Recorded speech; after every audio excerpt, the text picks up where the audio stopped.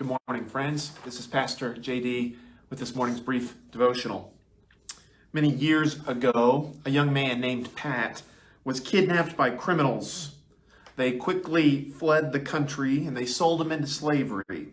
He was only 16 years old, and for 6 years he worked in bondage, unable to return home or to even communicate with his family. One day he escaped. He found his way back home and he embraced his loved ones who thought surely he was gone forever. Pat was now 22. What do you do after 6 years of slavery? Well, he went back to school. He said he wanted to dedicate his life to God. But a strange thing happened while he was studying. While he was pursuing this education, he felt a calling to return to the country in which he was enslaved. It sounds crazy, but he knew that God had sent him this message, this calling. So he returned, but not in revenge for the time that had been stolen from him, but for reconciliation. He made his home in that land, and he lived there for the rest of his life, traveling around, planting churches, and proclaiming the good news of the gospel.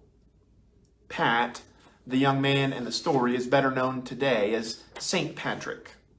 His story is from the 5th century, so about 1,500 years ago. Before he was the patron saint of Ireland, he was enslaved in Ireland. He escaped, and later he returned to make the Irish home his abode. For many of us today, this holiday, St. Patrick's Day, is a great reason to break out our best green outfit.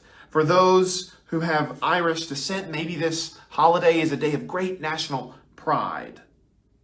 I hope that whatever this holiday means to you, you will take a moment to be inspired by the life of St. Patrick, one in which he chose reconciliation with his enemies over violence and vengeance, one in which he chose love over hatred. I'd like to pray this blessing over you. It's attributed to St. Patrick. Would you pray with me?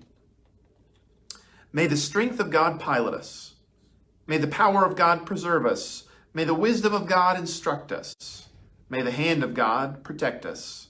May the way of God direct us. May the shield of God defend us. And may the host of God guard us. Amen. The peace of Christ be with you this day.